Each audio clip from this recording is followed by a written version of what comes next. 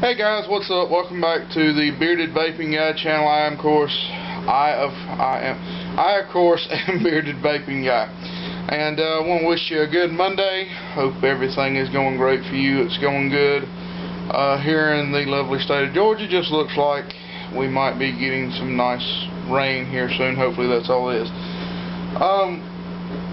Everybody has been putting up videos and posting videos about this whole FDA thing on the e-cigs and the regulation. I hope everybody can see me. I have a makeshift stand. Again, one day I will actually buy a real one.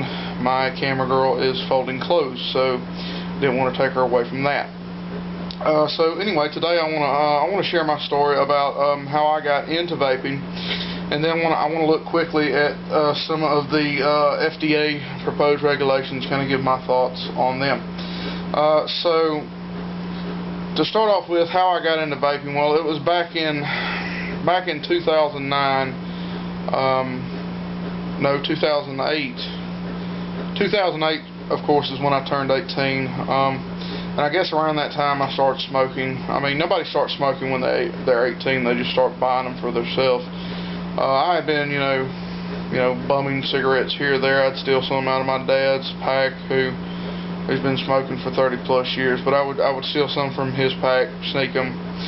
You know, I had some friends who would take some of theirs, and you know, I'd get them from them.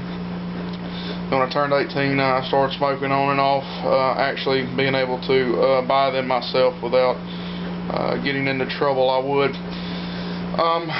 Then I dated a young lady who didn't want me smoking, so I kind of quit there. And then me and her separated, and then a bunch of personal issues started happening in my life, and I kind of felt like the only way of dealing with those things, or dealing with stress, was to smoke. And I guess it helped a little bit, but really it made things so much worse. I mean, you know, of course, besides the fact that it's actually unhealthy for you, I mean, it's very unhealthy for you. Smoking kills people every day. I was, you know, spending money that, you know, my family could have used, because at that point then me and my dad were both smoking. My mom, of course, didn't want me to smoke, because she too had smoked, and she came down with bronchitis from that, and pneumonia one time. From smoking. And I mean, she knew the health risks that were involved, and she tried to make me see that.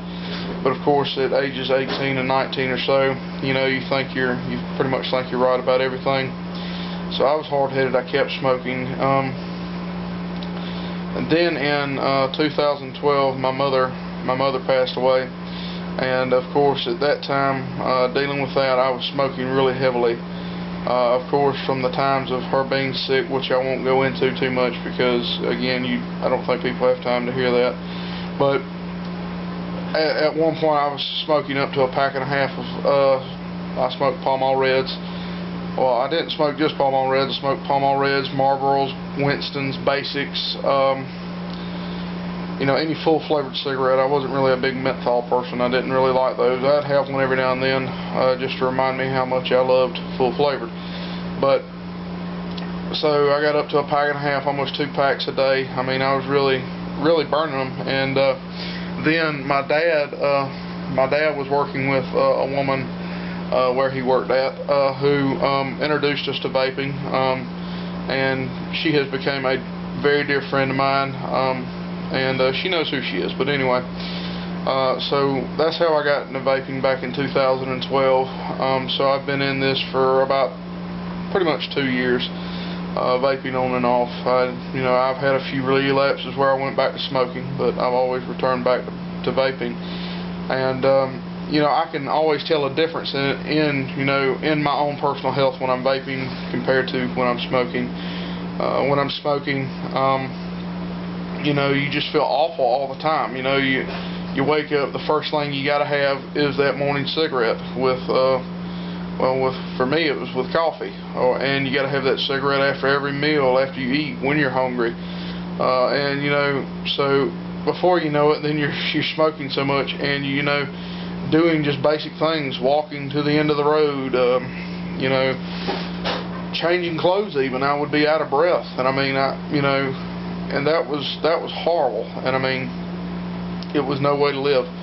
And my doctors were telling me, your cholesterol's going out the ceiling. I developed diabetes for a while. I got on a diet and lost a bunch of weight, and got out of having to take diabetic medicine. But all this really stemmed from smoking. And I mean, it just, you start one unhealthy habit, and then before you know it, you got 5 or 6, and then that leads to more. And it's not a good way to live. So when I got into vaping, I went of course to the place I mention all the time, Victorious Vapors, here in Augusta, Georgia. And I got started there. They set us up with the basic starter kit, me and my dad, for $90, and I mean, that's how we got started in it. My dad will vape every now and then. I'm still trying to get him to go back straight to vaping. He's still smoking right now, but he's getting older, and I'm afraid one day, the life he's living is going to catch up with life ending, and the smoking is just a speedboat to get it there. And I mean, of course, like I've said in previous videos, we all have to die one day, but I'd much rather die from something natural, like old age, natural causes, instead of lung cancer, high blood pressure, diabetes, and everything and all things that smoking causes. So that's my story. And I mean, I would go into more detail, but I don't think anybody wants to hear about that. I think everybody wants to talk about what the FDA is doing this week. Now, the FDA, of course, the Food and Drug Administration has set out regulations that they want to impose. Now, these regulations or these suggestions are not yet into laws yet, but I'm pretty sure they will be before too long. So there may be more than what I have found, but these are the ones that I have found in doing hours of reading and looking at. So we'll cover those right quick, and I'll give you my thoughts on them. The first one that they said is that they want to prohibit the sales to children or kids that are under 18. To me, that makes perfect sense. You got to be 18 to be able to smoke anyway, so that makes perfect sense. That's fine. I think that's a great way, because supposedly kids are getting their hands on the electronic cigarettes and the hookah pens and all that. So I think adding an age limit on that is a good decision. Because people like me that vape, and those that are watching this video that vape, we shouldn't feel guilty about vaping. I mean, there should not be any guilt. You're not smoking anymore. You got away from something that was killing you. So at no point should I have to feel guilty about a 13-year-old getting his hand on a hookah pen, just going into a store and buying it. So that takes the guilt away from me. If there is, which I think in Georgia, at least at Victorious Vapors where I shop, you have to be 18 to purchase anything in there, and I think that's good. That is a good thing to impose, and I'm for that. The next thing is the FDA wants all companies to list the ingredients on the packaging, from e-juice to anything like that. They want them to put warnings on there that nicotine is addictive, and again, I'm okay with that, I guess. So that way you know exactly what's in your e-juice. I get that. I can work with that. And of course, the warning that nicotine's addictive. Yeah, nicotine is addictive, but there's nicotine in so many other things other than tobacco products and such like that. There is nicotine in food that we eat, in chocolate, tomatoes, eggplants, several other things. So I mean, yeah, nicotine is addictive, but certain amounts of nicotine are fine for you. Now, so I guess with listing the ingredients on the e-juices and putting the warnings that nicotine is addictive on everything, that's okay, I guess. That's fine. In case people were that dumb, I hope I'm not insulting anybody that, already has a brain that knows nicotine is addictive, and that, there should be labels. I mean, first and foremost, before you get into vaping, you need to do your research. You need to know what's in e-liquid already. But I get, somebody that's new to it, who hasn't done any research on it, I guess that's fine. Hope I didn't offend anybody. Of course, again, with the warnings on how nicotine is addictive, yeah, okay, I'm alright with that, I guess. And then I think they have one that they came up with saying that companies can now give no free samples. Like if you go into a vape shop and you go up to the vaping, like I know of one store here in Augusta that I won't really mention them because I've only shopped with them one time. But anyway, they don't deserve credit. But anyway, they have a flavor bar, and they have all the atomizers in there that you can go in and drip different flavors. They sell you for $1 a little buddy tip, which is a plastic tip to go over the end of the atomizer so you don't spread the germs. So you go in there and you can try samples of their flavors, so that way you know which one to buy. So the FDA is saying they don't want that to happen anymore. That kind of stinks, but like that was really what I wanted to say. But anyway, that kind of sucks, but that was what I wanted to say. But I guess that's alright. I can live with that. I mean, I watched one guy in one video, Indoor Smokers, and he said that, you can't go into a candy shop and just lick certain candies on a certain day. So, I mean, I guess that makes sense. I mean, I reckon that's alright. Now, the last and final one that I found out about is that the FDA will ban these vendors, the vendors. And you have to understand that vaping in itself, the community, it really... Hold on just a second. Unplug that. Anyway, vaping in itself employs a lot of people. A lot of people have their businesses tied up into this, and this is how they feed their families. So it's going to be hard for these business owners. So keep that in mind. The last thing that I was going to read is that they will ban these vaping companies and vendors if they don't get the FDA's approval if they release new products. If a e-liquid company comes out with a new e-juice, they have to get the FDA's approval, and to get their approval they have to fill out a lengthy application and pay a lot of money for the FDA to approve it. I've also read that the FDA, when they will be doing this on any product that they have to approve, it takes them a long time to review it, to get to it. So these companies could be earning money to feed their families, and of course paying their employees. So while they have to wait for that, then they have to dish out extra money and fill out a lengthy application and jump through hoops of fire. And that particular one doesn't really sit right with me. I mean, why do they have to pay you to approve something? I mean, I don't get that. I don't understand that. I don't like it. I have a vape right quick.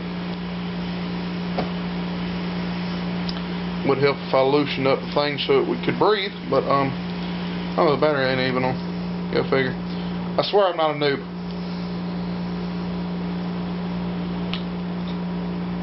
There we go. Doing a little bit of ectoplasm today in my tank, but anyway. So I don't understand why the FDA wants them to be going and paying a large amount of money for them to review and approve something that 9 out of 10 they probably won't approve anyway, and if they do, you have to really walk on thin ice. And if these companies I believe they said in 2 years, because there's supposedly a 75-day period that where vapors like myself and like you watching can go and voice your opinion to the FDA, and maybe they might consider it. Hopefully it'll make a difference, but I don't think that's right, that they want these companies to pay a lot of money for them to approve something. I mean,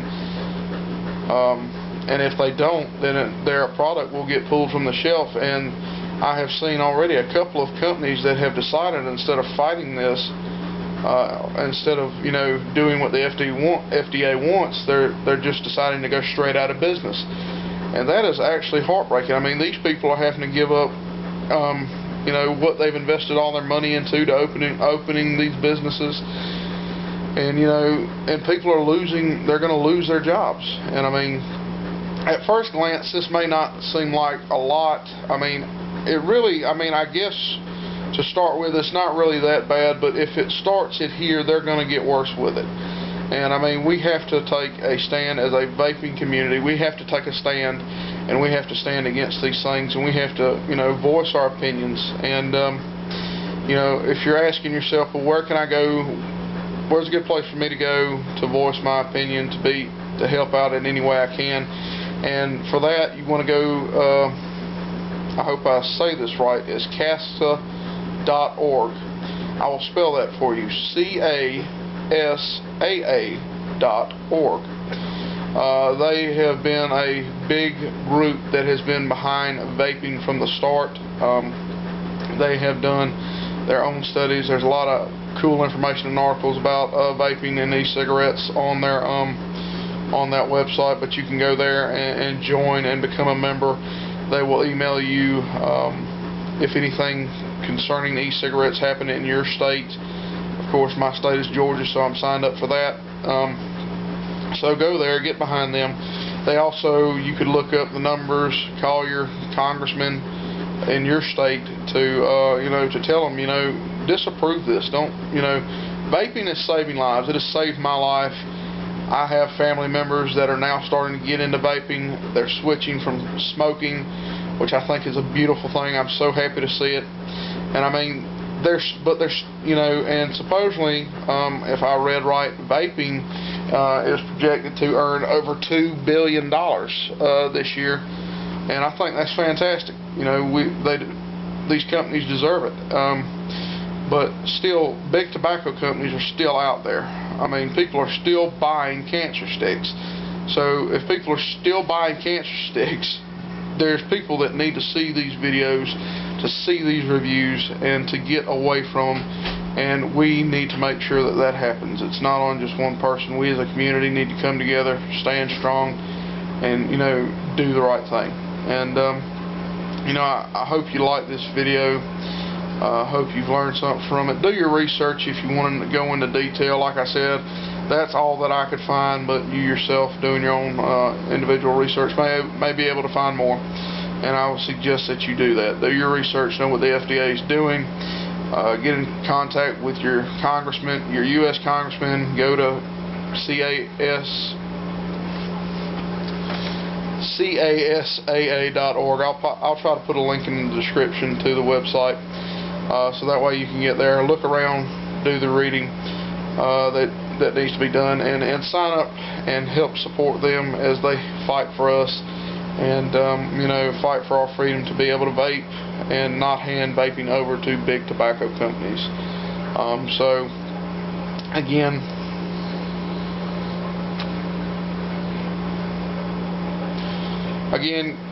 look at that stuff, and like I said, do your research, and find out things that might concern you. I mean, but definitely I don't like the idea of these vendors and companies and these small companies having to get approval for this stuff. But again, let me adjust the camera while I finish up here. Again, look at the website, get on there and check out all the things that is going on. Get behind this, and make sure your voice is heard, your opinion. Share your story with people on how vaping has helped you and how maybe it's helped others that you've loved, your family and such. So yeah, that's all I got to say about that. If you follow me on Facebook, make sure you follow me on Facebook. Type in Bearded Vaping Guy, you'll see my lovely, beautiful face. I will be there. So this week, as I said, on my Facebook page will be a double header of videos. This week I will be reviewing this tank. This is the G50 glass clear miser. So I'll be talking about this bad boy. be discussing it, where I got it, and what I think about it. And then I think everybody has pretty much done a video on this little thing right here, but I'm going to do it. My battery here, Ego Twist. I will be reviewing the Ego Twist and letting you know what I think about it. So be sure to like these videos, subscribe them, share them, subscribe to my channel, share them so people can see it, and keep on vaping, and be blessed and have a wonderful afternoon. Look to see y'all in the coming videos this week.